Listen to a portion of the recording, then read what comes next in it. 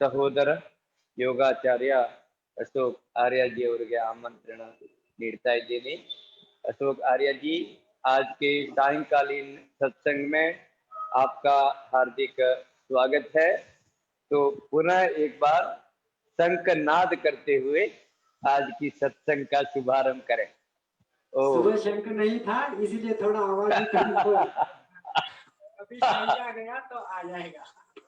हाँ हाँ।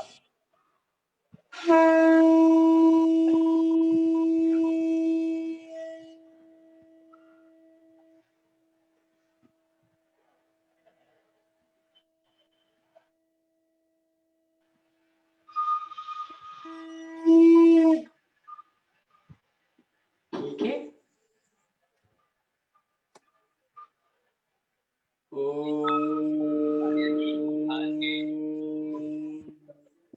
विश्वानि देव सवितर्दुरितानि परासुव यद्भद्रं तन्नासुव। हे मेरे विश्व को पालन करने वाले मेरे ईश्वर, हमारे सब विकारों को दूर कर भस्म कर हमें सदा सर्वदा भद्र रखने वाले श्रेष्ठ गुणों को हमारे अंदर प्रतिष्ठित करे। यह है इस वेद मंत्र का अर्थ।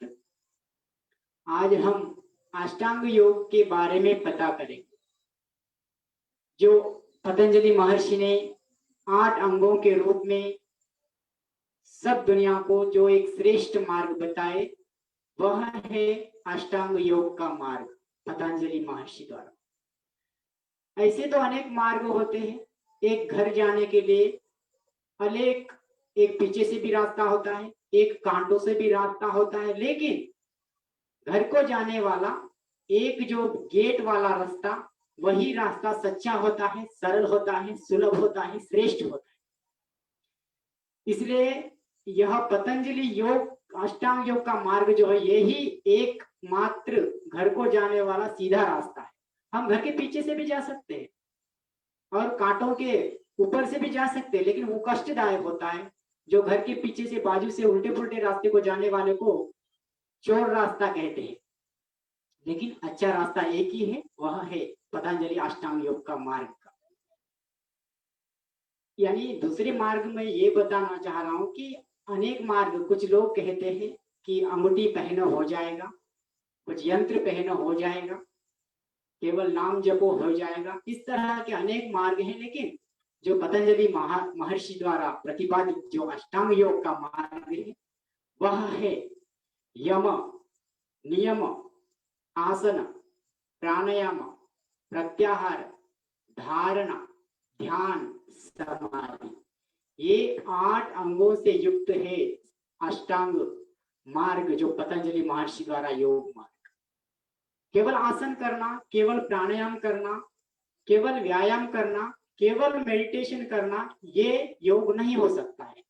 केवल कुछ नहीं, सभी को मिलाने से ही योग होता है।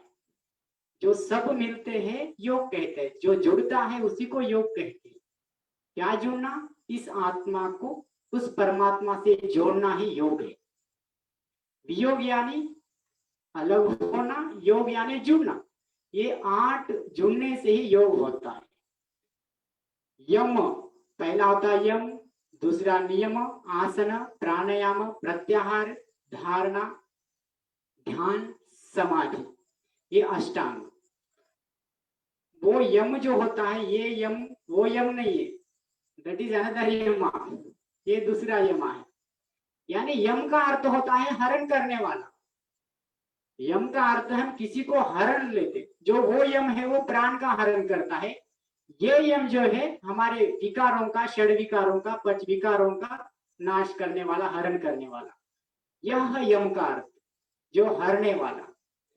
इस यम में 5 अंग होते हैं। यम में 5 अंग होते हैं। पहला है अहिंसा, सत्य, अस्तेय, ब्रह्मचर्य, अपरिग्रह। ये 5 को मिलाकर यम कहते हैं। यम, अहिंसा, सत्य, अस्तेय, ब्रह्मचर्य, अपरिग्रह। ये अहिंसा क्या होता है? अहिंसा यानी हिंसा का जो हरण करने वाला अहिंसा है। हिंसा को हरण करने वाला अहिंसा। हिंसा यानी क्या होता है? हम किसी को अपने शब्दों से चोट पहुंचाना, वह एक हिंसा है। केवल सभी जीवों को काट कर खाने का हिंसा नहीं है, ये एक हिंसा है जो दूसरों को अपने शब्द रूपी बाण से नोचना। इंसान को कहीं कुछ अग्नि के रूप में दिया है ईश्वर ने, तो शब्द है। यह जो शब्द हिरोशिमा नागासाकी पर बम डालकर उसको भस्म कर सकता है, यह शब्द, केवल इस शब्द से ही युद्ध होते हैं। इस शब्द से दोनों देशों के दोनों परिवारों के महाभारत हुआ, और जो कुछ भी रामायण हुआ, जो कुछ भी कांड हुआ, तो उसका कारण है शब्द रूपी अग्नि। यह जो शब्द है यही अग्नि रूप भस्म करता है। इन शब्दों से किसी को चोट नहीं पहुंचाना, यही है अहिंसा। यानी मैंने कुछ बोल दिया हितेश जी को, वो झुर झुर कर सुसाइड कर लिया, कुछ भी कर लिया, वह एक हिंसा का कारण है यह शब्द। इसलिए अहिंसा युक्त उस जीना यही है, दूसरों को अपने शब्द रूपी बाण से किसी को दुख नहीं पहुंचाना, यही है अहिंसा। और एक हिंसा क्या होती है? अपने क्षणिक स्वाद के लिए किसी जीव को मारकर खाना, ये एक हिंसा होती है। हम किस लिए दूसरे जंतुओं को मारते हैं? कि वो अपने जैसे दिखते नहीं है, उनके पास कोई वेपन नहीं है, और उसको वोट भी नहीं है, वो वोट बैंक नहीं बना सकता है, किसी लीडर का सपोर्ट नहीं होता है, इसलिए क्षणिक स्वाद के लिए उनको मारते हैं। लेकिन जब उनको मारते हैं तो हम, उसको भी दर्द होता है, वो भी रोता है, उसके भी हार्मोन्स केमिकलाइज हो सकते हैं, उसके ब्लड भी, फ्लैश पूरा केमिकलाइज हो सकता है, होता है जरूर। यदि हम हितेश जी को सब मिलकर मारेंगे तो वो पागल हो जाएंगे, उनका ब्लड, फ्लैश, सब कुछ उनका केमिकलाइज होता है, वो पागल हो जाता है। उसी तरह हम यदि हर जीव को यदि मारेंगे तो वो जीव भी मरते वक्त हिलबिलाएगा, पागल होगा, क्रोधित होगा, नाराज होगा, तो पूरी बॉडी, हार्मोन्स, ब्लड, फ्लैश, सब कुछ उसका केमिकलाइज हो जाता है। तो वो क्या हो गया? मास ब्लड केमिकलाइज हो गया। उस केमिकलाइज वो भोजन को खाने वाला भी उसी तरह पागल हो रहा है, रो रहा है, नाराज हो रहा है, क्रोधित हो रहा है, जैसे वो जीव मरते वक्त उसकी स्थिति है। इसीलिए पतंजलि महर्षि ने कहा है कि अहिंसा युक्त मार्ग को चुनो।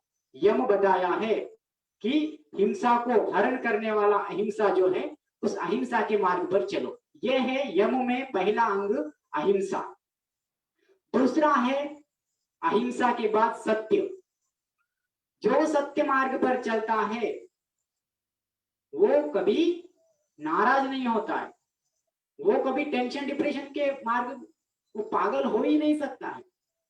यदि मैं झूठ बोल रहा हूं तो मेरा झूठ यदि आपको पता चलेगा तो आपको मेरे पर वैल्यू नहीं रहेगी, मेरी वैल्यू आपके दृष्टि में कुछ नहीं रहेगी।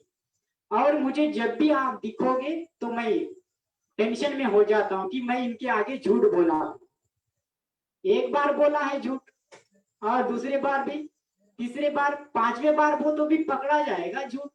इसलिए सत्य मार्ग पर चलो। जो सत्य मार्ग पर चलेगा वह कभी नाराज नहीं हो सकता, उसको रोग ही नहीं हो सकता है। सत्य यानी जो अंदर है वही बाहर है, अंदर एक बाहर एक, ये सत्य नहीं हो सकता, ये असत्य होता है। जो मन में आया, जो अच्छाई मन में आया, उसको बाहर प्रतिपादित कर देना, बोल देना, वही है सत्य। अहिंसा सत्य, सत्य पर चलने वाला कभी भी नाराज नहीं हो सकता है, उसको कोई रोग ही नहीं हो सकता है। इसलिए अहिंसा सत्य।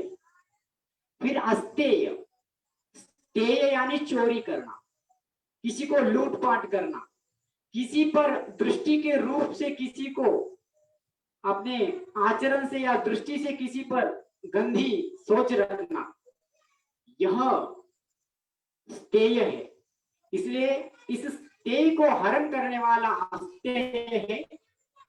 इसलिए हमें अपने मन में भी किसी के प्रति किसी का चोरी का भाव नहीं रखना, यही है अस्तेय। और यदि करना है उस तरह की चोरी, आज नहीं तो कल पकड़ा जाएगा। इस तरह इंद्रिय है, ये इंद्रिय किसी को देख रहे हैं बार बार, तो जरूर अच्छी दृष्टि से नहीं देख रहे, गलत दृष्टि से देख रहे, आज देख रहे, कल देख रहे, देखेंगे देखेंगे, एक दिन क्या करेंगे, उन पर अटैक कर देंगे, फिर क्या करेंगे, पकड़ा जाएंगे, फिर एनकाउंटर होगा और सजा होगी। इसीलिए अपने इंद्रियों को वश में रखकर दूसरों के प्रति, कोई दूसरे के वस्तु को प्रति किसी की चोरी का भाव न होना, यही है आस्तेय। फिर होता है ब्रह्मचर्य। ब्रह्मचर्य ब्रह्म रूप, ब्रह्म जैसा आचरण रखना ही ब्रह्मचर्य है। यत्र यत्र स्थितो देव सर्वव्यापी महेश्वर यो गुरु सर्वदेवानां श्री शिवाय नमो नमः। हर व्यक्ति के प्रति ब्रह्म भाव रखना, शिव स्वरूप को देखना, हर एक के प्रति दैवी भाव से रखना, यही है ब्रह्मचर्य। एक बार कुमार स्वामी, जो पार्वती का पुत्र कुमार स्वामी, एक बार माँ को घर में था, पार्वती और कुमार स्वामी, एक बार बाहर के बिल्ली को मार दिया कुमार स्वामी ने, तो उसको घाव हो गया, तो माँ के पास आ गया, माँ के पास बाजू में बैठ गया, तो पार्वती माँ के हाथ में घाव दिख रहा है, बोल रहा है मामा तुम्हारे हाथ में ये क्या है। पार्वती को बोल रहा है कुमार स्वामी, माँ तुम्हारे हाथ पे ये घाव क्या हो गया। तो तब माँ बोलती है बेटा तूने मुझे मारा है, यही घाव है। माँ मैंने आपको कब मारा, नहीं मारा, बार बार कहता है नहीं मारा। माँ कहती है पार्वती हाँ तूने मारा बेटा, मारा बेटा, याद करो बोलता है, बोलती है पार्वती माँ हाँ माँ मैं आपको नहीं मारा, बाहर एक बिल्ली थी उस बिल्ली को मारा माँ, मैं आपको कब मारा। तो तब माँ कहती है बेटा यह तेरा मेरा यह सब पूरा मेरा स्वरूप है बेटा, तूने जो बिल्ली को मारा है वह घाव मुझे लगा है, यही है घाव, तूने बिल्ली को मारा लेकिन वो घाव मुझे लगा। तब कुमार स्वामी डिसाइड हो जाते हैं कि मैं ब्रह्मचारी हो जाऊंगा, जब सदा सदा के लिए ब्रह्मचारी रहूंगा, इसलिए कुमार स्वामी ब्रह्मचारी बन जाते हैं। तब जैसे माँ को देखते उसी तरह बिल्ली को, हर जीव को माँ की तरह देखना, जैसे अपने माँ बहन को देखते हैं उसी तरह दूसरों में भी दृष्टि रखना। एक पत्नी के बिना सबके प्रति मित्रत्व भाव का रखना और सबके प्रति दैवी दृष्टि से रखना, यही है ब्रह्मचर्य। वो ब्रह्मचर्य किस पर निर्भर है, कौन ब्रह्म रूपी आचरण कर सकता है, कौन ब्रह्म जैसे आचरण कर सकता है, जो अपने सप्त धातुओं को संभाल कर रखेगा, वही ब्रह्मचर्य का पालन कर सकता है। हम अन्न से, हमारे अन्न से आज भोजन किया तो पहले रस बनता है 4 घंटे में, फिर रस के बाद रक्त होता है, रक्त बनता है 5 दिन में, रस 4 घंटा रस भोजन के बाद, फिर 5 दिन के बाद रक्त निर्माण होता है, फिर 5 दिन के बाद मांस निर्माण होता है मस्कुलर सिस्टम द्वारा, फिर अस्थि निर्माण होता है, फिर 5 दिन के बाद मज्जा निर्माण होता है, फिर 5 दिन के बाद मेद निर्माण होता है, फिर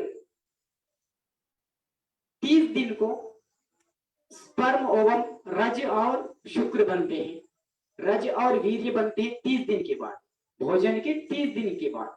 इतने दुर्लभ है, यदि भोजन हम 1 किलो खा रहे तो केवल 40 तोला 4 तोला रज वीर्य बनते हैं स्पर्म ओवम सेल्स, उतना दुर्लभ है, वो भी 30 दिन के बाद।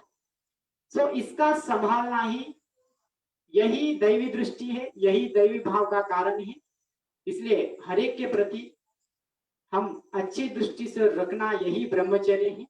जब कोई किसी के प्रति दुराचार व्यभिचार की दृष्टि रखेगा तो उसके जो 30 दिन में बनने वाले, जो 30 दिन के बाद बने हुए जो स्पर्म ओवम सेल्स है, वो जैसे कपड़े निचोड़ने से जैसे इस तरह पूरा शरीर निचोड़े जैसा होकर मूत्रेंद्रिय द्वारा, मूत्र द्वारा बाहर निकल जाता है, उसी को धातु समस्या कहते हैं।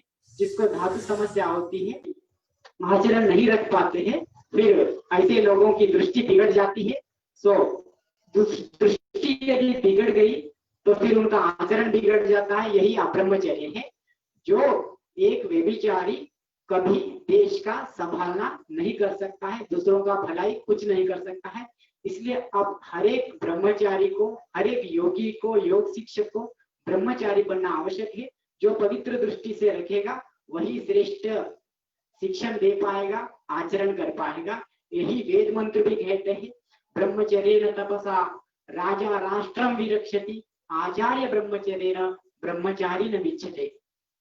और ब्रह्मचर्येण तपसा देवा मृत्यु उपाकृता, इंद्रोह ब्रह्मचर्येण देवेभ्यो स्वरा भरता। वेद मंत्र।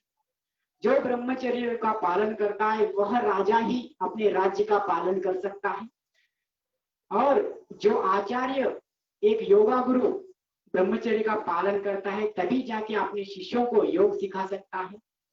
इसी से ब्रह्मचर्य का पालन करने से ही देवता मृत्यु को जीतकर अमरत्व को प्राप्त किए हैं और राक्षसों का संहार हो गया ब्रह्मचर्य से ही। इसलिए पतंजलि महर्षि ने बताया कि ब्रह्मचर्य का पालन करो। यह है ब्रह्मचर्य। यम में हिंसा हुआ, सत्य हुआ, अस्तेय हुआ, ब्रह्मचर्य हुआ। अभी हम अपरिग्रह, अपरिग्रह का, परिग्रह मीन्स अनलिमिटेड।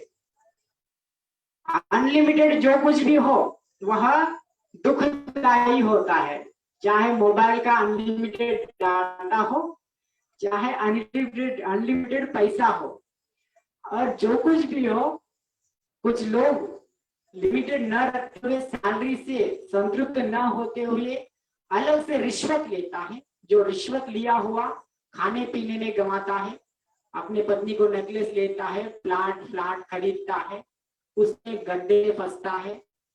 कोई, किसी की पत्नी संतुष्ट नहीं होती है, किसी का बेटा भी संतुष्ट नहीं होता है। कुछ लोग होते हैं लूटपाट, सब लूटपाट करके लोगों के दिल से अपने स्थान को हटाकर दूसरों के दिल में स्थान संपादन करने का सोचते हैं और सब कुछ लूटपाट, उनका हराश करके, उनका पैसा लूटपाट रिश्वत लेके एक दिन जेल में जाके बैठ जाते हैं। इसलिए पतंजलि महर्षि ने पहले ही बताया, बेटा रिश्वत मत ले, अपरिग्रह में जी, परिग्रह मत कर, अनलिमिटेड कुछ भी मत कमा ले, कह दिया। इसलिए हमारे पास जितना है, स्वामी जी कहते हैं मेरे लिए 2 कपड़े बस है, मेरे लिए सोने की गज भूमि बस है। हाँ, इस तरह का जो परिग्रह रखता है। इसलिए जिस देश का सन्यासी या ब्रह्मचारी परिग्रह में जीता है, अपरिग्रह में जब जीता है तभी जाके वो देश का भला कर सकता है। इसीलिए हर कोई लिमिटेड में जिए, जितना खाना पीना हो रहा है बस। लेकिन कुछ लोग का ऐसा है, खाया पिया अंग लगा, बाकी का जंग लगा। एक कहावत है, खाया पिया अंग लगा, दान दिया संग लगा। खाया पिया अंग लगा, दान दिया संग लगा, बाकी का जंग लगा। ये बाकी का जंग लगा नहीं होना चाहिए। इसीलिए लिमिटेड में रहने के लिए बोल रहे हैं। यही है यम के 5 अंग, अहिंसा, सत्य, अस्तेय, ब्रह्मचर्य, अपरिग्रह। फिर होता है नियम। बोलते हैं बेटा नियमों का पालन करना चाहिए। सब कोई कहते हैं ना, जो भी नियम का पालन नहीं करता है वो नाराज होता है, वो हर तरह की शिक्षा को, हर तरह के अपराधित होकर हर तरह का गुनाहगार हो जाता है। एक प्रिंसिपल होता है, एक प्रिंसिपल अपने कॉलेज में कुछ टाइम टेबल रखा है, उस टाइम टेबल का पालन करना जरूरी है।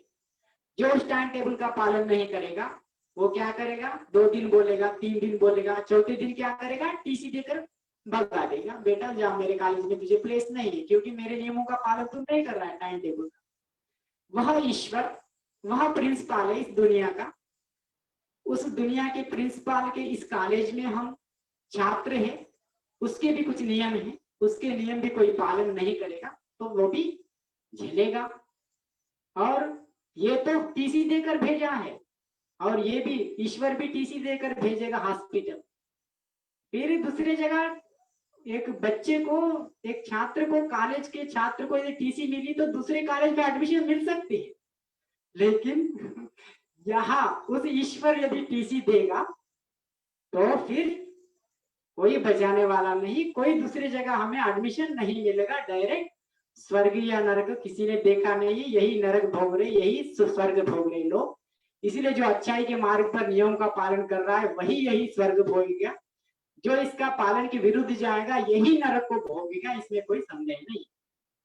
इसलिए ये जो नियम भी होते हैं, नियम क्या है देख, शुचिता, शौच, नियमों में भी 5 अंग होते हैं, शौच, संतोष, तप, स्वाध्याय, ईश्वर प्रणिधान। शौच, संतोष, तप, स्वाध्याय, ईश्वर प्रणिधान। शुचिता, अंतर शुचिता, बाह्य शुचिता, अंदर भी शुद्धता रखना है, बाहर भी शुद्धता रखना है। अंदर जितना मन में शुद्धता है, जैसे कोई बाहर बहुत शुद्धता रखना चाहता है, फेशियल करना चाहता है और लिपा पोती करता है, फेयर एंड लवली लगाता है, बहुत कुछ करता है बाहर से, लेकिन जब तक मन जिसका शुद्ध नहीं है, शुचिता जिसके अंदर नहीं है, वो बाहर का कितना भी लोग लिपा पोती करे कोई फायदा नहीं हो सकता। इसलिए हमें अंदर भी शुद्धता रखना है, बाहर जितनी एक्टिंग करते हैं बहुत सारे लोग, जितना बाहर एक्टिंग करते हैं उतना ही अंदर भी रखे। जो अंदर शुद्ध है वह बाहर शुद्ध रहेगा। इसलिए अपने डाइजेस्टिव सिस्टम को कचरा मत करें। बाहर शुद्धता, अंदर शुद्धता। बाहर तो बहुत हम साबुन लगाते हैं, तेल लगाते हैं, लेकिन जिसका अंदर शुद्ध होता है उसका बाहर भी शुद्ध होता है। इसलिए अपने पेट को, डाइजेस्टिव सिस्टम को शुद्ध रखे। सभी खान पान में नियमों में पालन करें, क्या खाना चाहिए क्या नहीं खाना चाहिए ये पालन रखें। जो एक आयुर्वेद का मंत्र है, जिह्वा लोलोपेन कारण, जिह्वा लोलोपेन लोलापेन भावेन कुर्याद कंठ भोजनम। तो जो जिह्वा के अधीन होकर जो कंठ तक भोजन करेगा, वह सोए हुए सर्प को उठाकर कटवा लिएगा। यानी अंदर जो रोग, सबके अंदर रोग है, लेकिन जो अपने भोजन को ज्यादा स्वादिष्ट के लोलोप में वो ज्यादा भोजन करके सोए हुए रोगों को जगा कर कटवा लेगा। अशोक जी आपकी आवाज मतलब कट रही है, और यहाँ नेटवर्क में दिखा रहा है कभी रेड हो रहा है, कभी येलो हो रहा है, कभी मतलब आपके वहाँ नेटवर्क दिक्कत दिखा रहा है इसमें, तो आवाज भी कट आ रही है। तो मुझे लगता है वो दूसरा फोन कनेक्ट करेंगे क्या, कोई नेटवर्क का कुछ व्यवस्था होगा क्या? जी आवाज बहुत कट के आ रही है, और ये दिखा रहा है इसमें आपके नाम के पास में कभी रेड हो जा रहा है नेटवर्क, कभी अलग हो जा रहा है। हाँ, अभी मैं तो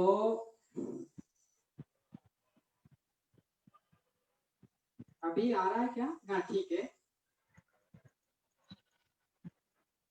आपने चेंज किया क्या? जी हाँ, नहीं अभी सिग्नल शायद कम होंगे। ठीक है, अभी आ रहा है ना? अभी आ रहा हाँ होगा। ठीक है, थोड़ा सिग्नल प्रॉब्लम हो सकता है। ठीक है। हाँ ठीक है, तो ठीक है जी। अभी मैं कहाँ तक आया? शौच, शुचिता, अंतर शुचिता, बाह्य शुचिता रखना है। जितना हम बाहर शुद्ध रखना चाहते हैं उतना ही अंदर, जैसे बाहर भाव रखना चाहते हैं उसी तरह अंदर से भाव रहे, यही शुचिता है। फिर संतोष, संतोषात अनंत सुख लाभ। जो संतोष में रहता है वह अनंत सुख को पाता है। इसलिए हमें संतोष में रहना है। कुछ लोग दूसरों को संतोष में रखने के लिए अपने खुद के गम में चले जाते हैं। इसलिए कोई भी अपने संतोष को न गवाए, खुश रखे। आ रहा है ना? संतोष रखे हर कोई।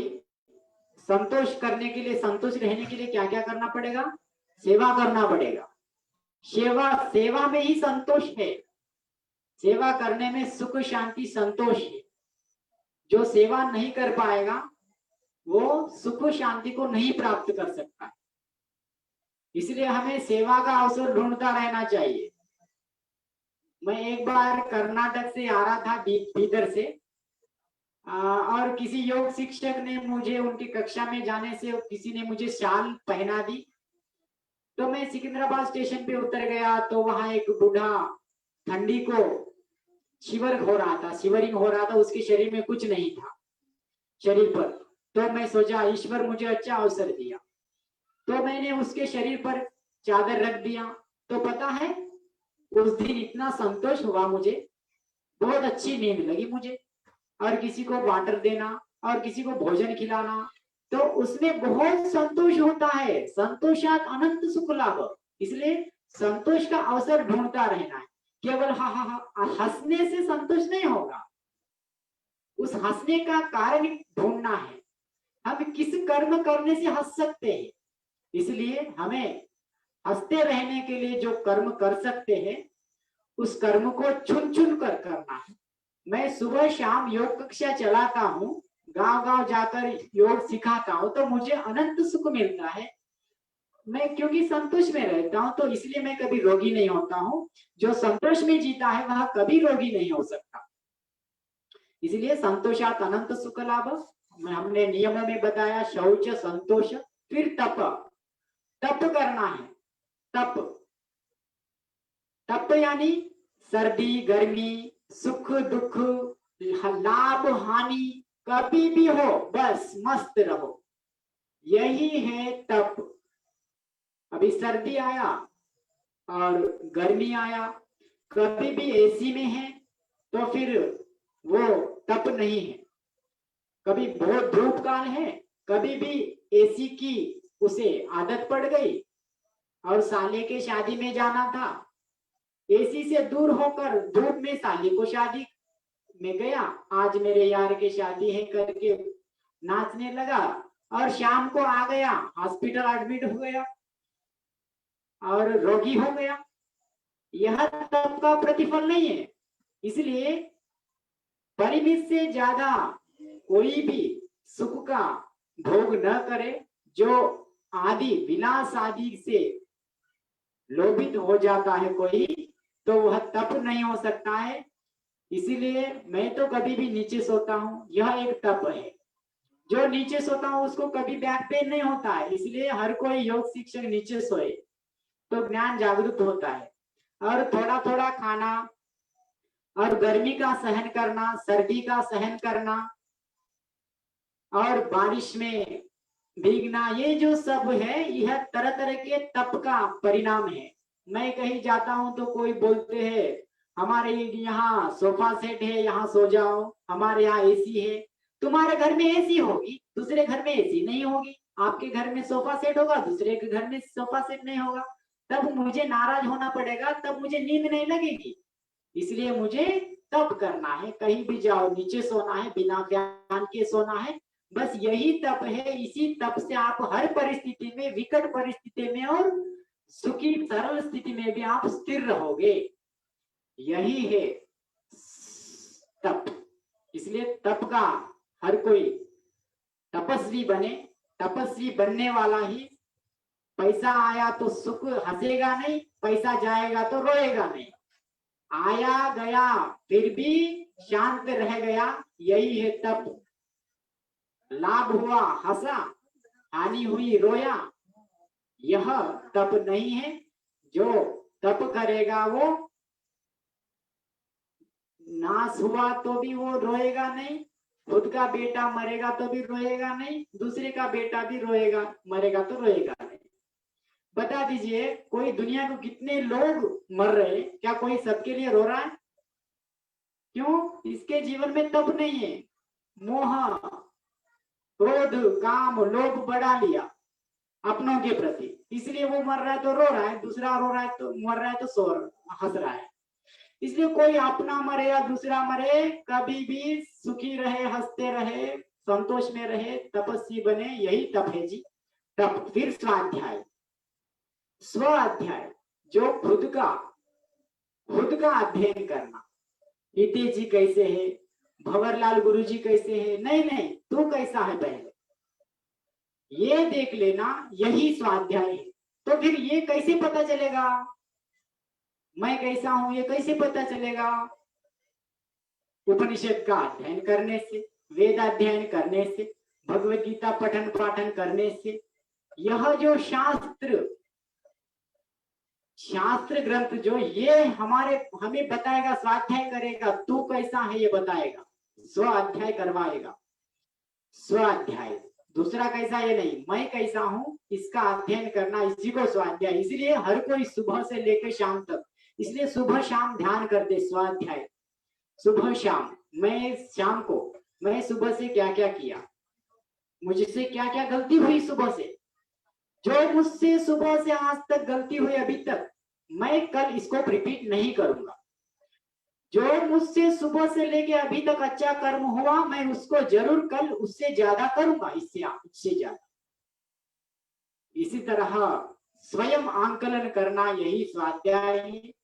मैं तो इसको जरूर करता हूं, आप सभी करें कि मैंने सुबह से क्या क्या मुझसे गलती हुई, हे ईश्वर मुझसे आज ये गलती हुई, मैं इसको कल से नहीं करूंगा, इसको बिल्कुल नहीं करूंगा, प्रयास करना है।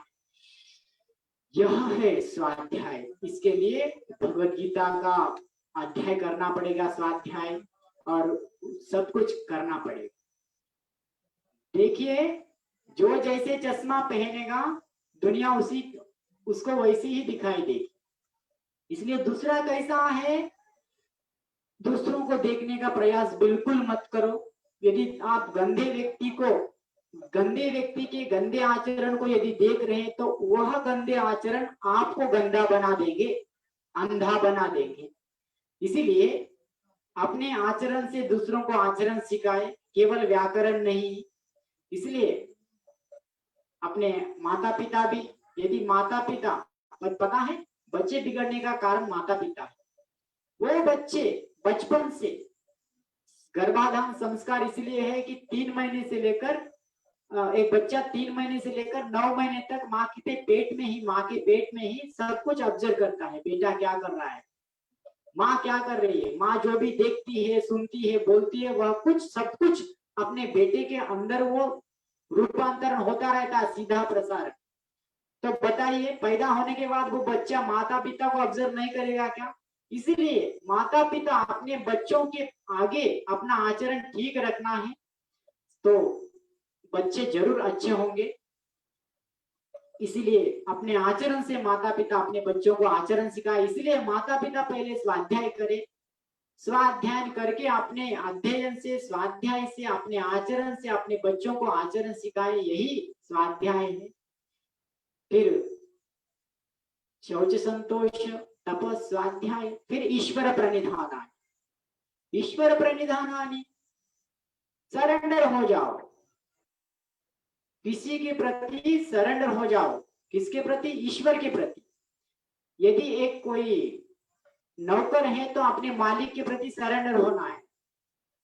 यदि मालिक के प्रति सरेंडर नहीं होगा एक काम वाला, तो वो मालिक उसको काम में नहीं रखेगा। जैसे मालिक ने बताया है, वो उस काम वाले को काम करना है, मजदूर को मालिक जैसे बताया उस तरह। नहीं, मालिक के बताए जैसा नहीं चलूंगा, अपने स्वैराचरण रखूंगा, मैं अपने मर्जी से चलूंगा, तो वो मालिक क्या करता है, काम से निकाल देता है, चल बेटा चल। अरे पैसा देगा, जो जितना अपना काम दिखाओ, अपना कष्ट दिखाओ। यदि तू अच्छा कष्ट दिखाएगा, अच्छा कार्य करेगा, तो वो मालिक भर भर के जरूर देगा, उसमें कोई संदेह नहीं है। वह ईश्वर हमारा मालिक है, वह हमें भर भर के दे रहा है, हमें बारिश दे रहा है, हवा दे रहा है। पता नहीं घर में टाइल्स चमक रहे, तो वो टाइल भी ग्रेनाइट के पहाड़ों से, और बारिश का पानी, पता नहीं हम 20 रुपए लीटर पानी लेकर पीते हैं, लेकिन वह ईश्वर हमें करोड़ों लीटर हवा दे रहा है, करोड़ों लीटर मनुष्य जन्म से लेकर मरते तक करोड़ों रुपए का सब ईश्वर का साधन ग्रहण करता है, फिर भी मांगते रहता है मुझे दे मुझे दे। देखिए उस ईश्वर ने इस सब ब्रह्मांड का पालन पोषण करने वाला सृजन कर किया हुआ एक मंत्र है, रत्नागर्भ स्थित भूमाता माँ चार्जिंग ला बॉक्स ले। हाँ, इसलिए हमें अग्निमीडे पुरोहितम यज्ञस्य देव मृत्युजम ह्योतारम रत्न धातम, जो एक वेद का मंत्र है, ऋग्वेद का प्रथम मंत्र। एक थॉमस अल्वा एडिसन ने अपने ग्रामोफोन में इस मंत्र का उच्चारण किया। साउंड कमी कर, साउंड कमी कर मना ना, ठीक है। तो उस ईश्वर ने हमें सब कुछ दिया है, उसके प्रति समर्पण का भाव रखना, यही ईश्वर प्रणिधानात्मा है। यही भगवत गीता भी बता रही है। क्या बता रही है? कर्मण्यवाधिकारस्ते मा फलेषु कदाचन। हे अर्जुन, केवल तुझे कर्म करने का अधिकार है। अर्जुन केवल माध्यम है, लेकिन अर्जुन के माध्यम से सब दुनिया को उस ईश्वर ने, कृष्ण ने सब दुनिया को जीवन कैसे जीने की तरीका बताया है। इसीलिए हम सबको उस ईश्वर के प्रति समर्पण भाव का रखना है। उसी को ईश्वर प्रणिधानात्मा कहते हैं, समर्पण हो जाना उस ईश्वर को। वह सब कुछ दे रहा है, उसको कुछ मांगना नहीं है, इसलिए ईश्वर को कोई मांगे नहीं कुछ भी। जो बेटा बाप को मांगता नहीं है, उसी बेटे को बाप भर भर कर देता है। जो बेटा मांगता है, जो मांगा वही देता है बाप अपने बेटे को। लेकिन जो बेटा कोई कुछ मांगता नहीं, उस बेटे को भर भर कर देता, अरे ये कुछ मांगता नहीं कभी भी। इसलिए आपने कर्म करो, जो कर्म करेगा उसको वो ईश्वर देगा। यदि भला करेगा तो भला अच्छा 100% मिलेगा, यदि बुरा करेगा तो बुरा भी 100% मिलेगा। देखिए कर्मफल व्यवस्था ऐसी है, जो जैसा करने करेगा वैसा भोगेगा। और इसका इधर का एक बार ग्राफ रहेगा, उधर का एक बार ग्राफ रहेगा। यदि वो अच्छा कर्म बढ़ाते जा रहा है तो अच्छा का फल अच्छा जरूर मिलेगा, यदि बुरा भी कर रहा है तो बुरा भी मिलेगा। और इसका उसका आंकलन होगा, जिसका ये बढ़ेगा वो घटेगा, और इसका ये अच्छा बढ़ेगा उसका बुरा घटेगा। दो बार ग्राफ होते हैं। ये हमें डिसाइड कर लेना है कि हमें कौन सा बार ग्राफ बढ़ाना है। जो अच्छाई का बार ग्राफ बढ़ाता है उसकी बुराई घट जाती है। देखिए हर एक व्यक्ति में दो प्रकार के बार ग्राफ होते हैं, हर एक व्यक्ति में अच्छे होते हैं, बुराई अच्छाई होती है। लेकिन जो अच्छाई को बढ़ाते जाएगा उसकी बुराई भस्म हो जाएगी, लेकिन जो बुराई थोड़ी सी बढ़ाते जा रहा है तो उसकी अच्छाई घट जाएगी। नेगेटिव मार्क्स होते हैं इसके। तो ये है ईश्वर प्रणिधानात्मा। अच्छे कर्म करते जाइए और ईश्वर के फल को फलीभूत करते जाइए, प्राप्त करते जाइए। यह है यम नियम। यम में अहिंसा, सत्यास्तेय, ब्रह्मचर्य, अपरिग्रह। नियम में शौच, संतोष, तपस, स्वाध्याय, ईश्वर प्रणिधान। फिर हम अभी यम नियम के बाद आसन, सुबह आसन हमने कर लिया। आसन क्या है ना, स्थिरम सुखम आसनम। आसन हमारे शरीर के मांसपेशियों को, सभी संस्थानों को स्थिर रखते हैं। जो शरीर, जिसका शरीर स्थिर होता है उसका मन स्थिर होता है। इसीलिए अपने शरीर को स्थिर रखने के लिए हम आसन करते हैं तरह तरह के। तो जिसका शरीर शांत होता है, स्थिर रहता है, उसका मन भी चंचल नहीं होता है, शांत रहता है। यदि पद्मासन की स्थिति में है तो जरूर मन रहेगा, रुक जाएगा, वही रहेगा। इस तरह तरह के आसनों का हम सहाय लेते रहते हैं। हम तो आसन सुबह सीख लिए। यही है आसन की। आसन हमें स्थिरता प्रदान करते हैं और वह मन को स्थिर करता है और आत्मा को स्थिर करता है, आत्मा को शुद्ध करता है आसन। फिर प्राणायाम सुबह बताया। प्राणायाम क्या है? प्राण यानी हवा। जहां भी हवा का प्रयोग होता है वहां की धूल उड़ जाती है। जो जन्मों जन्मों का कर्माशय संस्कार हम जो संचित कर लिए जन्मों जन्मों से, उस संचित कर्म को प्राणायाम करके हम धो लेते हैं, आत्मा को शुद्ध कर लेते हैं। इसके लिए हमें अष्टविध प्राणायाम पतंजलि महर्षि ने बताए हैं। भस्त्रिका प्राणायाम, भस्त्रिका, कपालभाति, बाह्य, बाह्य, उज्जाई और अनुलोम विलोम, भ्रमरी, उत्कीट, प्रणव, ये अष्टविध प्राणायाम है जो अपने आत्मा को शुद्ध करते हैं। जो तरह तरह पहले के जो भी धूल है वो धूल मिट जाएगा प्राणायाम का अभ्यास करने से। इसलिए हमें प्राणायाम करना है। फिर हम करेंगे आसन प्राणायाम के बाद यम नियम आसन प्राणायाम, फिर प्रत्याहार। प्रत्याहार मीन्स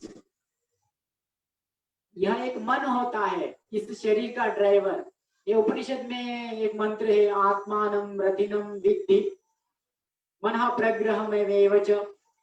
यानी आत्मा इस, मैं कहता हूँ मेरा हाथ, मेरी उंगली, मेरी आंख, मेरा कान, मेरी जीवा कहते हैं, मेरा पेट कहता है। जो मेरा मेरा कहने वाला कौन है? वो आत्मा मेरा मेरा कह रहा है। वो इस यजमान है इस रथ का। यह शरीर एक रथ है, इसमें एक बैठा है सारथी, यहाँ रथी बैठा है, एक राजा बैठा है इसमें, वह है आत्मा। फिर उसने एक ड्राइवर को भी रखा है, वो आत्मा एक ड्राइवर को भी रखा है। वह ड्राइवर है मेरा, हमारा मन है ड्राइवर, उसको रखा है ड्राइवर। भंवरलाल गुरुजी किसी ड्राइवर को रखते होंगे शायद, तो वो चलाएगा। ये जैसे यजमान बताते हैं वो ड्राइवर चलाएगा। तो वो आत्मा का सुनना है उसे, वो आत्मा का नहीं सुनकर, यह ड्राइवर जो मन रूपी ड्राइवर, वो आत्मा का न सुनकर केवल इन इंद्रियों का सुनना। घोड़े को, घोड़े है इसमें 5 ज्ञानेंद्रिय, 5 कर्मेंद्रिय, ये 10 घोड़े हैं इस रथ के। इस रथ के 10 घोड़े हैं, उसको चलाने वाला एक मन है। एकादशी है, एकादशी। एकादशी क्या है? एकादशी रखते हैं कोई एकादशी का व्रत? एकादशी का व्रत का अर्थ क्या है? 5 ज्ञानेंद्रिय, 5 कर्मेंद्रिय, उनको चलाने वाला एक मन। ये 11 जिस दिन स्थिर होते हैं, स्थिर रखते हैं, उसी को एकादशी कहते हैं। यही एकादशी का फल है। इसलिए अपने 5 ज्ञानेंद्रिय, 5 कर्मेंद्रिय, यह 10 घोड़े और उसको चलाने वाले मन को स्थिर रखना। यानी अभी मैंने प्रत्याहार बता रहा हूं। प्रत्याहार यानी हमारा मन इन घोड़ों का न सुनकर, जो रथ को चलाने वाला घोड़े का सुनना है या यजमान का सुनना है? देखिए, प्रत्याहार मीन्स ये जो मन रूपी ड्राइवर अपने यजमान का सुनने को ही प्रत्याहार कहते हैं। यानी इंद्रियों का न सुनकर यह मन रूपी ड्राइवर इंद्रियों का, पंच ज्ञानेंद्रिय, कर्मेंद्रिय, हाथ पैरों का, आंखों का न सुनकर यह यजमान आत्मा रूपी, आत्मा जैसे बोलेगा वैसे चलने को ही प्रत्याहार कहते हैं। इसीलिए अपने आत्म प्रेरणा के अनुसार सभी चले, यह है प्रत्याहार। फिर धारणा, धारणा भी करना पड़ेगा। वो प्रत्याहार से भी नहीं सुनता है। हम बार बार किसी कर्म, पहले तो बोलता है, अपना आत्मा का सुनता है। एक बार कोई लड्डू है, 1-2 खाया और खाने को बोल रहा है, मन हाथ को ले जा रहा है, लेकिन वो आत्मा ने कहा, एक संदेश आता है, हर एक को हर एक कर्म करने से पहले एक संदेश आता है, बेटा ये खाएगा तो इंडाइजेशन होगा, ये कर्म करेगा तो तुझे सजा भोगनी पड़ेगी। तुरंत एक संदेश आता है। उस संदेश को सुनकर ये मन सुनने को ही प्रत्याहार कहते हैं। तो फिर बार बार, एक बार तो सुनना है, एक बार लड्डू मत खाओ आपको शुगर बढ़ेगा, यह एक बार आ गया मुझे, लेकिन वो उससे रुक जाता है क्या? मन नहीं रुक जाता है। फिर बार बार बोलता है और खाओ और खाओ और खाओ, बार बार प्रेशर करता है। इसीलिए हमें धारणा की जरूरत है, हमें धारणा की जरूरत है। बार बार उससे नहीं रुक जाएगा। आत्मा का बात एक बार से मन नहीं सुनेगा। बार बार कोई झुलस रहते हैं, दारू पीने वाला, मांस खाने वाला और बुरा करने वाला, बुरा सुनने वाला, बुरा देखने वाला, एक बार तो रुक जाता है, लेकिन फिर मन उसको उल्टा पलटा करके फिर किसी न किसी रास्ते से और ले जाता है। इसीलिए प्रत्याहार के बाद धारणा की जरूरत है। धारणा यानी धारणा, धारण करना, इति धारणा। तो हमारे मन इधर उधर भाग रहा है, बार बार बोल रहा है करो करो करके, प्रत्याहार नहीं कर रहा है, अप्रत्याहार में जी रहा है, चल रहा है, तो फिर उसको हमने धारणा कर लिया। इसलिए हमारे शरीर में अष्ट चक्र है, मूलाधार, स्वादिष्ठान, मणिपुर, हृदय, विशुद्धि, आज्ञा, मनः, सहस्त्रार चक्र है, अष्टाचक्र, नवद्वारा, अष्टाचक्र है हमारे शरीर में धारणा करने के लिए। बार बार मन बोल रहा है, नाराज कर रहा है, बार बार उधर इधर जा रहा है, उसको खींच के इस दोनों आंखों के यहाँ बीच में, आज्ञा चक्र में या हृदय चक्र में, विशुद्धि चक्र में, उसको उधर इधर भागते हुए इसको एकाग्रत करना, एक ही जगह धारण करना, वही धारणा है। यदि मैं इसी पर धारणा, इसी तरह तरह की धारणा होते, किसी दीवार को एक बिंदु लगाता है, कोई दीप जला के धारणा करता है, मैं यदि इसी शंख पर ही देखता रहूंगा तो फिर मुझे दृष्टि उधर इधर नहीं जाएगी। इसी को धारणा है, मेरी धारणा किधर है, शंख पर है, इसी को देख रहा तो उधर इधर नहीं जाएगा। उसी तरह मैं यही देखूंगा, यही चक्रों पर ही ध्यान धारणा करूंगा तो फिर उधर इधर नहीं जाएगा। जो धारणा कर पाएगा वही ध्यान कर पाएगा। नेक्स्ट स्टेप क्या है, ध्यान। धारणा के बाद ध्यान है। बिना धारणा के कोई ध्यान नहीं कर सकता है, वह सफल नहीं हो सकता है। इसीलिए पतंजलि महर्षि ने मेडिटेशन को 7वें स्टेप पर रखा है, 7वें सीढ़ी पर रखे पतंजलि महर्षि ने। यम, नियम, आसन, प्राणायाम, प्रत्याहार, धारणा के बाद फिर 7वां ध्यान रखा है पतंजलि महर्षि ने, क्योंकि इसके बिना ये सफल नहीं हो सकता है। हम देख रहे हैं बहुत सारे लोग ओनली मेडिटेशन कह रहे हैं, बिना यम, नियम, आसन, प्राणायाम, प्रत्याहार, धारणा के ध्यान नहीं, सफल नहीं हो पाते। अहिंसा, सत्य, अस्तेय, ब्रह्मचर्य, अपरिग्रह, शौच, संतोष, तप, स्वाध्याय, ईश्वर प्रणिधानानि, फिर आसन करके स्थिर रखना, फिर प्राणायाम करके शुद्ध होना, फिर प्रत्याहार होना, फिर धारणा करना, फिर हम ध्यान कर सकते।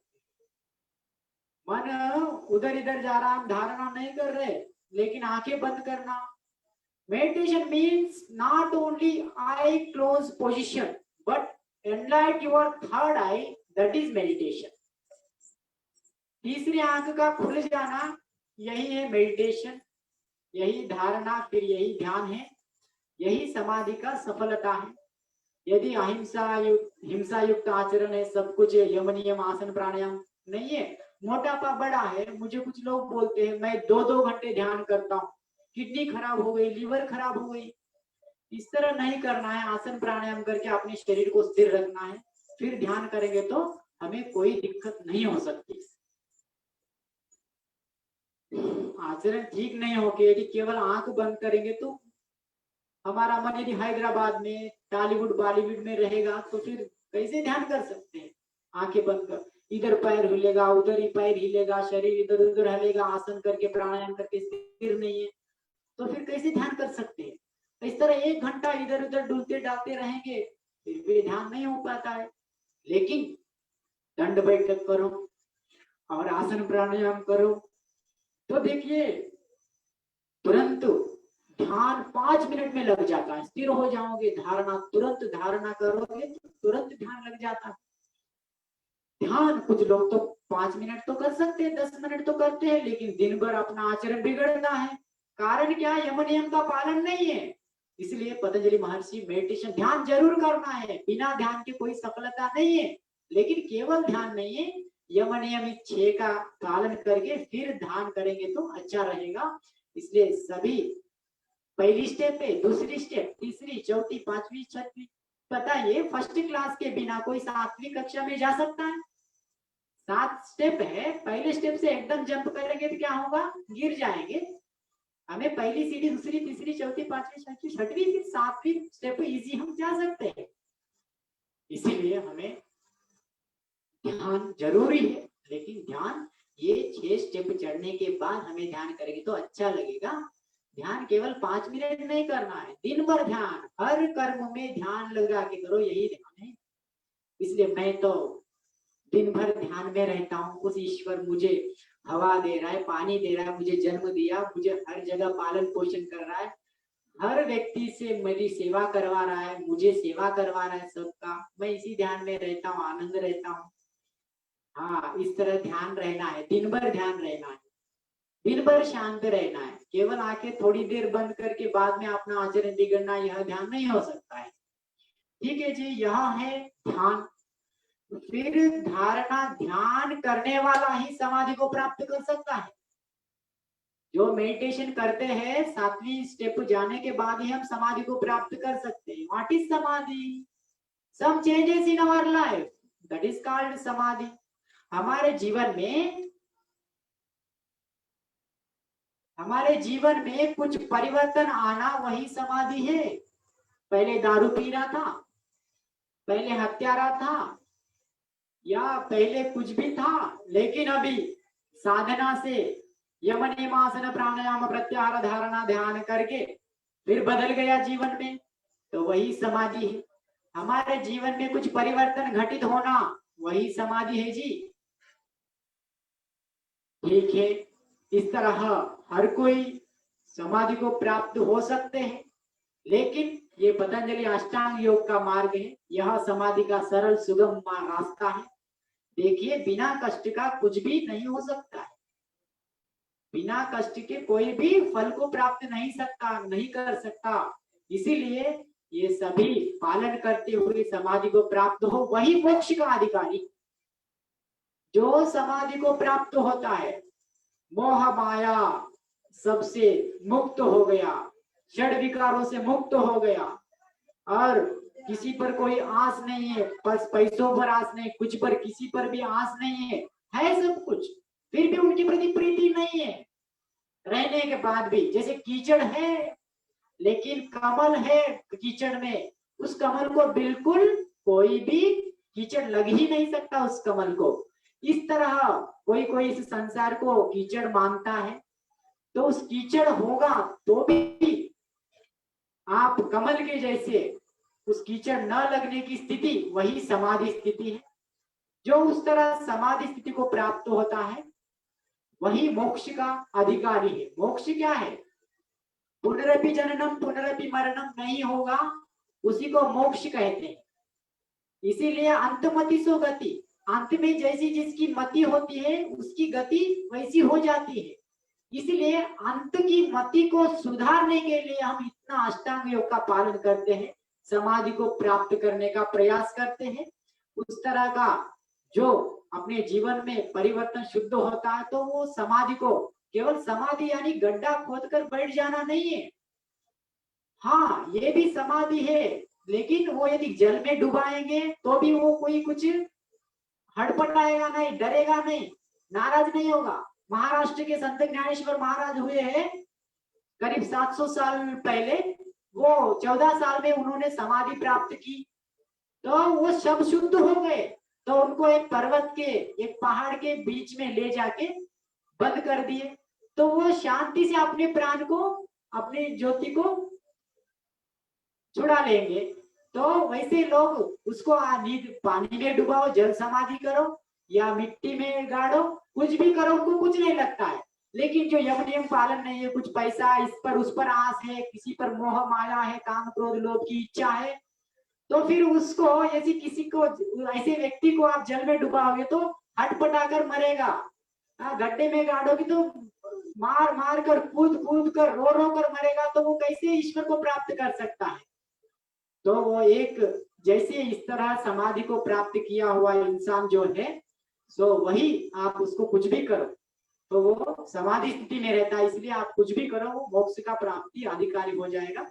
इसलिए हमें सबको मोक्ष का अधिकारी बनना है। मोक्ष यानी फिर जन्म मरण नहीं होगा, वो ईश्वर में लीन होते हैं।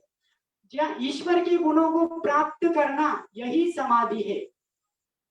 एक इस देश के भरत, एक चक्रवर्ती हुए भरत, उन्होंने बार बार जन्म लिया, शायद भरत के 2-3 जन्म हुए, हम सुनते हैं। एक राम के भाई भरत भी हुए हैं। तो एक रहुगन राजा का एक भरत भी था।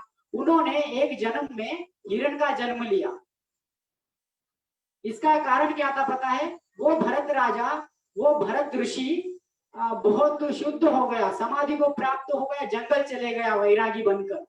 जंगल चले गया, खुद जी रहा है, सबको छोड़ दिया है, ले गया जल में। पानी भर रहा था एक नाली के पास, तो उसके पास से एक हिरण गई। वो हिरण जो थी गर्भवती थी हिरण। तो ये पानी भर रहे हैं, तो वो हिरण उस नाली से छलांग लगाए। वो गर्भवती थी, छलांग लगने से ही उसके पेट से बच्चा बाहर निकल गया, डिलीवर हो गई वही एक हिरण। तो ये ऋषि है, वो हिरण दौड़ती दौड़ती चली गई वो बच्ची को छोड़कर।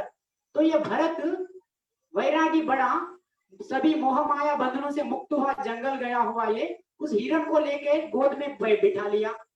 उसको पाल रहा है, उसको दूध पिलाया, उसको रस पिलाया, कुछ पेड़ों का वो सब सब करके उसको पानी पोषित कर रहा है। उसको चिट्टी पोट्टी करके नाम रख लिया। फिर उसी के साथ रह रहा है। उससे मोह इतना बढ़ा लिया, इतना बढ़ा लिया। एक दिन वो बड़ी हो गई, अपने झुंड के साथ चली गई हिरण की बच्ची। तो ये इनको मोह बढ़ा गया, सब कुछ तो छोड़ दिया, लेकिन एक द्वार खुला था उस हिरण का मोह। तो फिर उस हिरण को देखता देखता, उसको ढूंढता ढूंढता, कहाँ गई कहाँ गई कहाँ गई, रोते रोते पत्थरों को टकरा कर, पेड़ों में खींचा खींचा कर, आखिरी को उसकी मति किसमें थी? हिरण के बच्चे में थी। तो वो हिरण के जन्म को प्राप्त हुआ अगले जन्म में। लेकिन इसका कुछ थोड़ा कठोर फल था। फिर बाद में वो राजा रहुगन हुए कुछ दिन पुराने। तो उस रहुगन के आश्रम में रहने का फिर एक भरत का जन्म मिला हिरण से, हिरण के बाद। यह एक उदाहरण है। जैसी जिसकी कोई, अभी आजकल देखते हैं कुत्ते को गोद में बिठाकर गौ माता की सेवा तो नहीं करते, लेकिन पप्पी पप्पी करके गोद में, यदि पप्पी पप्पी का ध्यान है मरते वक्त तो फिर पप्पी हो जाएंगे। इसीलिए कोई भी जिस किसी के प्रति अंत में किसी की मति, इसलिए पहले से हमें आचरण करना है। कुछ लोग देखते हैं तो मरने के बाद भगवत गीता को सुनाते हैं। बच्चे जैसे हम बच्चे तभी से लेके हमारा अभ्यास होना चाहिए। बूढ़ा होने के बाद क्या करेंगे? ये सब पड़ जाएंगे, ये अंधे हो जाएंगे, बहरे हो जाएंगे, तो फिर अंत में क्या होते? फिर जैसे इसीलिए हमें आचरण बचपन से अच्छा होगा तो अंतमति अच्छी होगी। फिर हमारी गति अगले जन्म में मानो तो कम से कम मिल सकता है। सब द्वार बंद होने के बाद आखिरी द्वार जो है मानव का द्वार है। 84 योनियां सब है। इस 84 लाख योनियों के बाद ही हमें ये मानव शरीर मिलता है। ठीक है। और कुछ एक स्टोरी बताऊं, एक कहानी छोटी सी।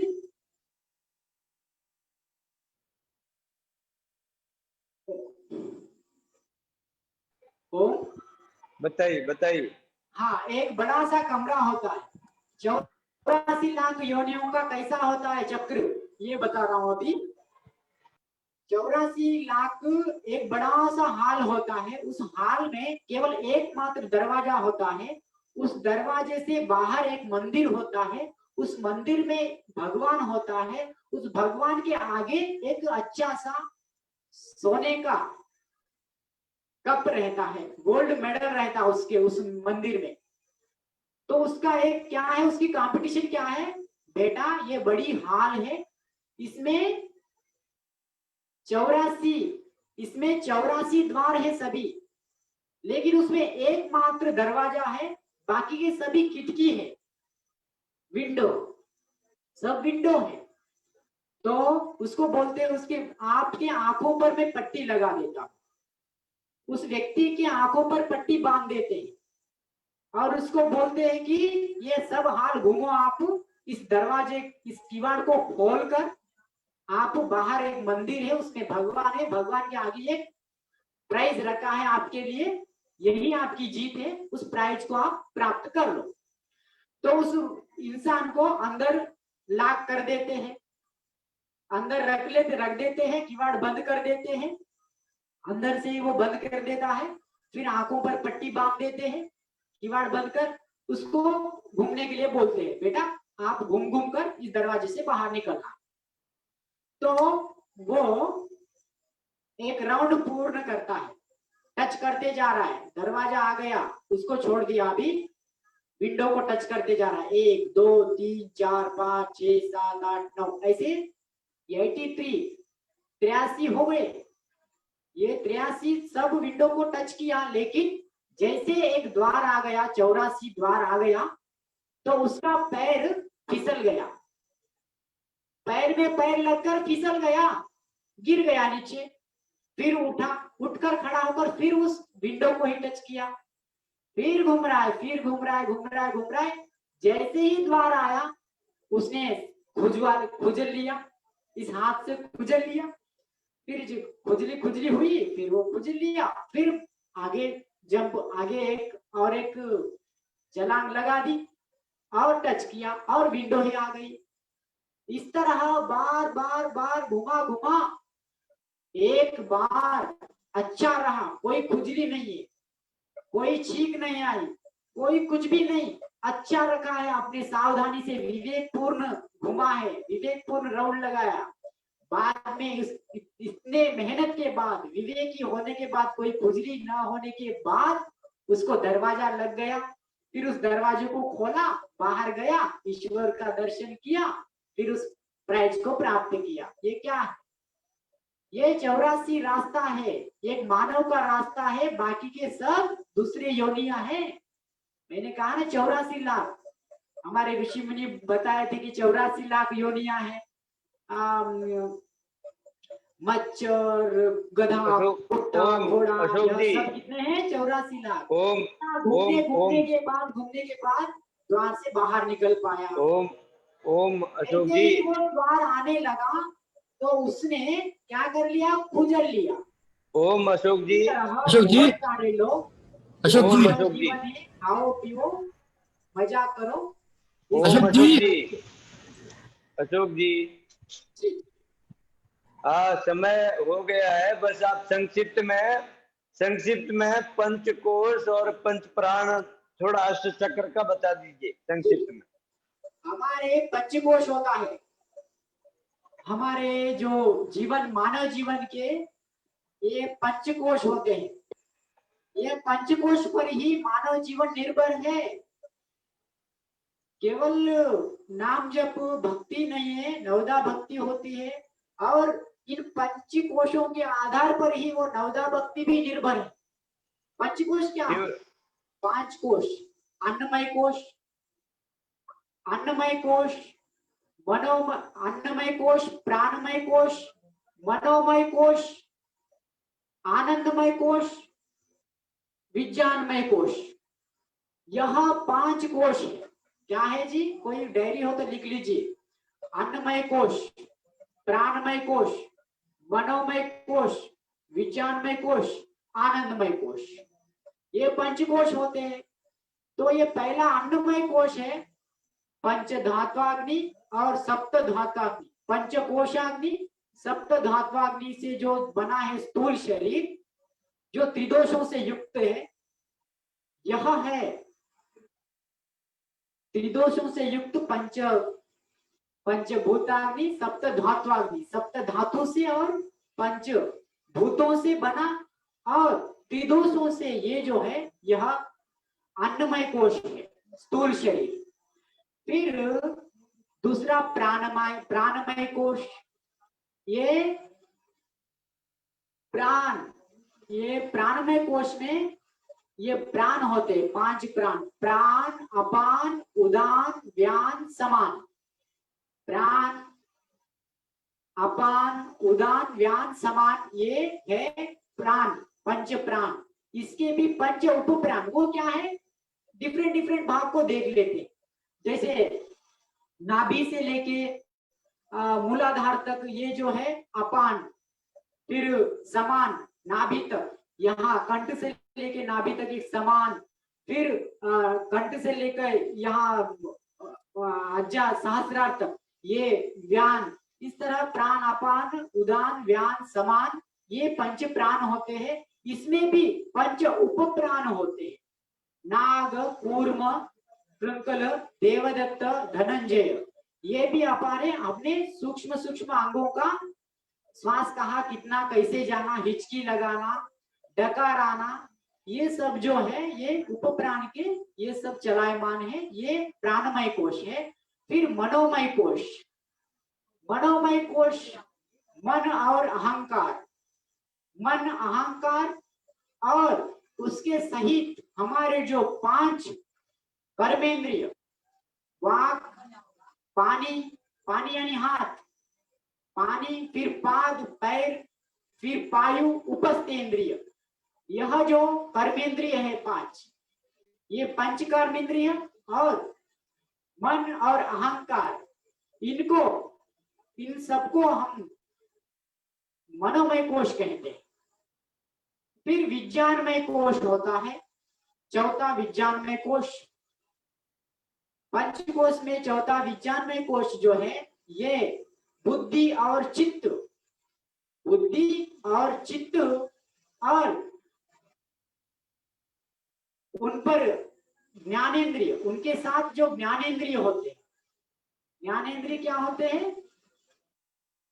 नासिका, जिह्वा, रसना, नासिका और चर्म, चक्षु, चक्षु श्रोत्रेंद्रिय, कर्णेंद्रिय, श्रोत्रेंद्रिय, कर्णेंद्रिय, चक्षु और नासिका और जिह्वा और चर्म, ये जो है ज्ञानेंद्रिय, ये ज्ञानेंद्रिय प्लस चित्त और बुद्धि, ये सब अच्छे रहने से ही मानव जीवन ठीक होता है। इसी को हम विज्ञानमय कोश कहते हैं। फिर होता है आनंदमय कोश। फिर ये सब पास होने के बाद, ये 4 पास होने के बाद फिर आता है तेजोमय शुद्ध शांत स्वरूप हो जाता है। बस मुझे कोई नहीं, शांत हो गया। कभी कभी ऐसा लगता है ना, कोई कभी कभी आनंदमय कोश में जाते हैं। देखिए, इसीलिए इस पर ध्यान रखते हुए, इन पंचकोशों पर ध्यान रखते हुए जीने को ही मानव जीवन कहलाता है। उसी की आत्म जागृति होती है। यही ये पंचकोशों के बारे में संक्षिप्त में बताया हूं। कितने होते हैं पंचकोश? पंचकोश होते हैं प्राणमय, अन्नमय, प्राणमय, मनोमय, विज्ञानमय, आनंदमय कोश। ठीक है जी, नमस्ते। अंत में अष्ट चक्र।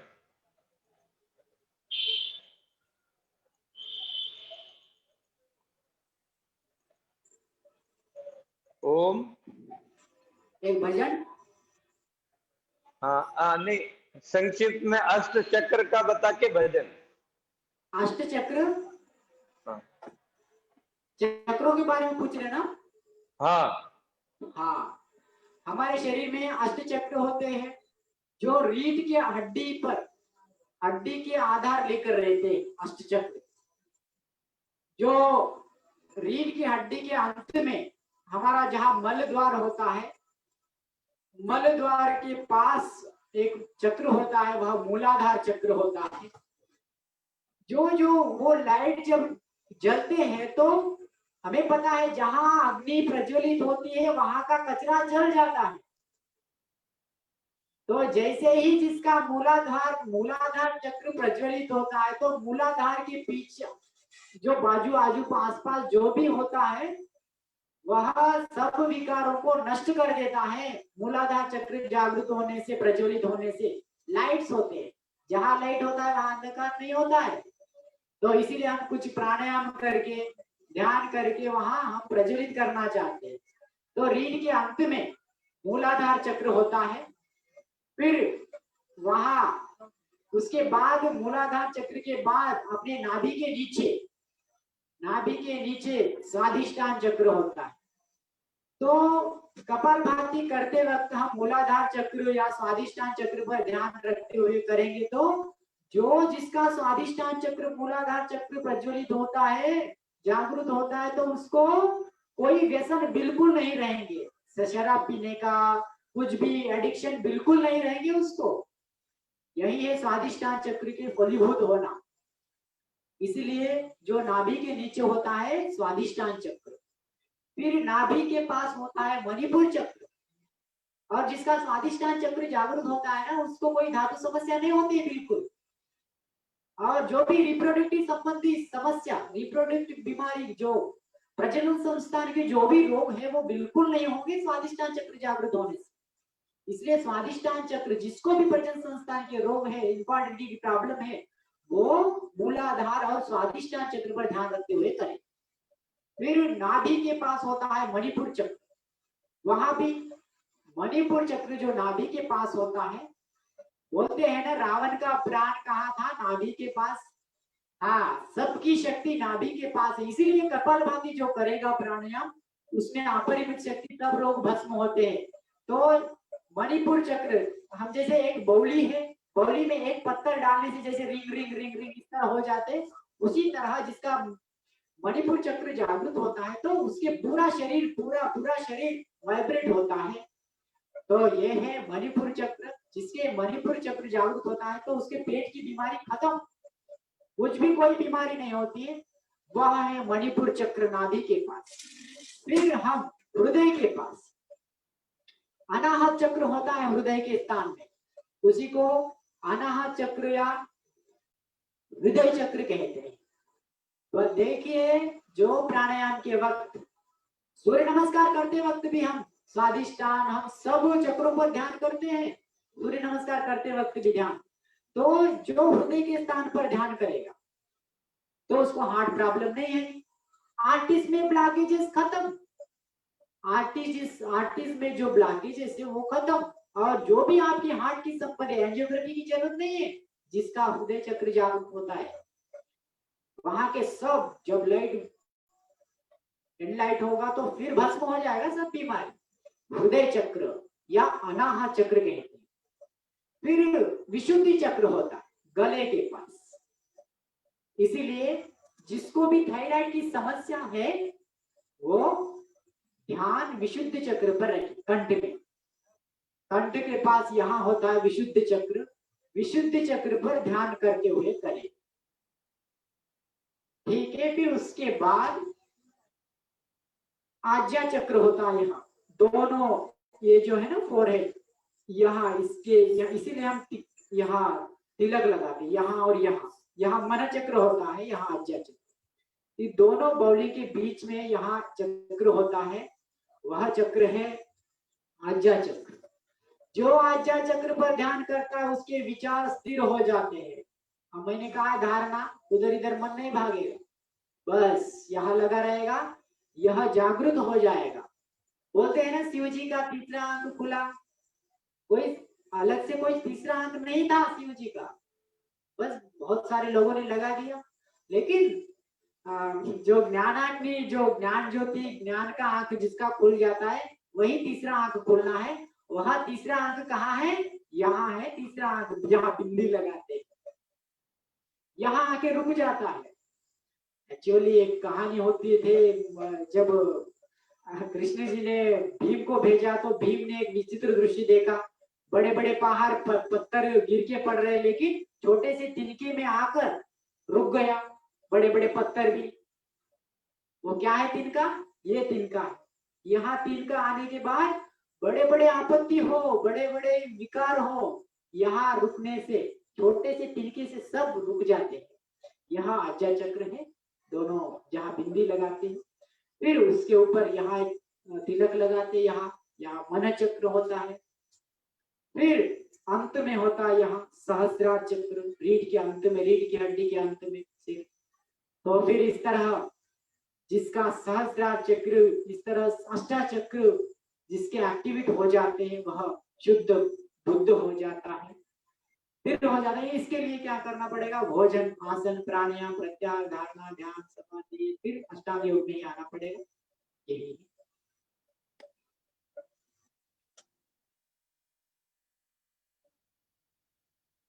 ओम। हाँ भवलाल गुरु जी नमस्ते। ಎಲ್ಲರಿಗೂ ಕರ್ನಾಟಕ ಬಂಧುಗಳು अनंत शुभाशयಗಳು। सभी ने आज की सत्संग का बहुत आनंद लिया, और सभी छोटे छोटे बालक बन करके, क्योंकि हमने व्रत लिया है कि पहले दिन से लेकर के इस क्लास के समापन तक हम लोग सभी बेबी क्लास के विद्यार्थी है, मुझे सहित हम सब ने एडमिशन ले रखा है। और हाँ हर क्लास में हम समाधि स्थिति में भाग लेते हैं। तो सबने बहुत आनंद लिया और हमारी भी ईश्वर से प्रार्थना है कि आप ऐसे ही लोगों में आनंद का प्रसाद जो है ये वितरण करते रहें। आप आप सबका आशीर्वाद जरूर रहेगा अशोक आर्य विद्यार्थी के पीछे। नहीं बिल्कुल है। हम पूरे पूरे कर्नाटक के करोड़ों हमारे योग प्रेमियों का जो है वो अ, क्या बोलते हैं, वात्सल्य, करुणा, प्रीति, सब कुछ आपके साथ में है। तो चलिए, समय हो गया है, अभी इजाजत लेनी पड़ेगी। एक छोटा सा भजन गा करके समापन कर दीजिए। हाँ, भजन आप गाओगे मैं गाऊं? आप गाओ। जी जी जी, अच्छा भजन गाता हूँ।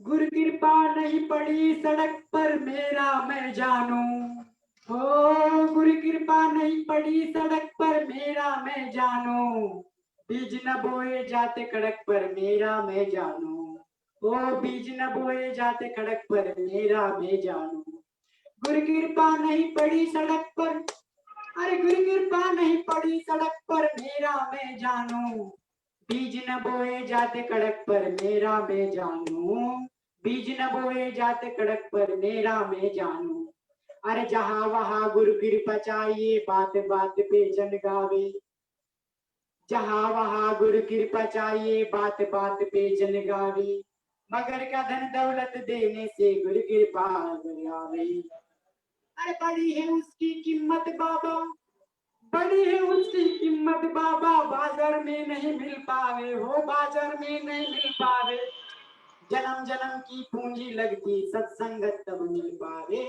जन्म जन्म की, अरे जन्म जन्म की पूंजी लगती सत्संगत तब मिल पावे, नहीं मिलती वह क्रोध भड़क कर, अरे नहीं मिलती वह क्रोध भड़क कर मेरा मैं जानू, बीज न बोए जाते कड़क पर मेरा मैं जानू, बीज न बोए जाते कड़क पर मेरा मैं जानू, सच्चा काम करने से जैसे इनाम मालिक देता है, अरे सच्चा काम करने से जैसे इनाम मालिक देता है, भाव भक्ति से भजन करे तो ईश्वर वैसे मिल पावे, भाव भक्ति से भजन करे तो ईश्वर वैसे मिल पावे, गुरु कृपा नहीं पड़ी सड़क पर मेरा मैं जानू, गुरु कृपा नहीं पड़ी सड़क पर मेरा मैं जानू, बीज न बोए जाते कड़क पर मेरा मैं जानू, बीज न बोए जाते कड़क पर मेरा मैं जानू, सच्चा काम करने से जैसे इनाम मालिक देता है, भाव भक्ति से भजन करे तो ईश्वर वैसे मिल पाए, अरे उससे बढ़कर है गुरु कृपा, उससे बढ़कर है गुरु कृपा, सब में ईश्वर पटता है, हो सब में ईश्वर पटता है, मियो तू का ध्यान हटाकर प्रेम रूप से मिलता है, मियो तू का ध्यान हटाकर प्रेम रूप से मिलता है, टुकड़ा दास बोले प्रेम तड़प कर, अरे टुकड़ा दास बोले प्रेम तड़प कर मेरा मैं जानू, बीज न बोए जाते कड़क पर मेरा मैं जानू, बीज न बोए जाते कड़क पर मेरा मैं जानू, गुरु कृपा नहीं पड़े सड़क पर मेरा मैं जानू, बीज न बोए जाते कड़क पर मेरा मैं जानू, गुरु कृपा कहाँ है? तप में है, स्वाध्याय है, यम नियम आसन प्राणायाम प्रत्याहार धारणा ध्यान समाधि में, व्यायाम करने में है, सभी को नमस्कार, स्वयं साधना में है गुरु कृपा, यही धन्यवाद। मैं बहुत बहुत शांतिकारी आज भजन भी आनंद कर सुनता दिया हूँ। आपने। अशोक आर्य जी, आप एक श्रेष्ठ योगी है। आपके आचरण में ये सारी चीजें जो भी आपने अभी तक प्रवचन किया वो उसको आप जीते हैं, और उसी जो जीता है उसी की बात का प्रभाव होता है। हाँ, कहते हैं ना, न किसी के प्रभाव में जियो और न अभाव में जियो, है ना।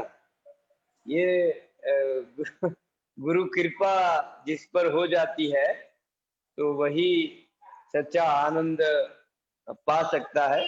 तो आप पर गुरु कृपा और प्रभु कृपा बरस रही है। धन्य से वो आपकी वाणी में भी सबने अनुभव किया। तो आइए हम सब मिलकर के इस आनंद को जन जन तक और मन मन तक पहुंचाने का प्रयास करेंगे। इन्हीं शुभकामनाओं के साथ आज के सत्संग को विराम देंगे। फिर बहुत जल्द हम अगले शिविर में भी मिलेंगे। ये यात्रा हम सब लोग सहयात्री है, तो ये यात्रा हमारी आगे बढ़ती रहेगी। सभी का आभार, सभी पूरे कर्नाटक वासियों की ओर से। देश विदेश से भी अनेक लोग जुड़े हैं। विशेष रूप से एक हमारे किंगडम ऑफ बहरीन के जो हमारे पतंजलि के वहाँ के प्रभारी है, वहाँ की कक्षा हमारी 2 वर्ष लगभग 5-6 वर्षों से चल रही है। तो उन्होंने तो विशेष धन्यवाद भी कमेंट्स में बोला है। शिवानंद पाटिल जी, आप पढ़ रहे होंगे, तो उनका विशेष धन्यवाद है। बहुत लोग कमेंट में आपको धन्यवाद दे रहे हैं, तो उन सभी की ओर से मैं आपको क्योंकि अभी समय नहीं है, तो सभी की ओर से भी सबका धन्यवाद मैं उनका प्रतिनिधि बन करके दे रहा हूं। तो चलिए, बहुत जल्द मुलाकात होगी। धन्यवाद। ओम प्रणाम, शुभ रात्रि। शुभ रात्रि।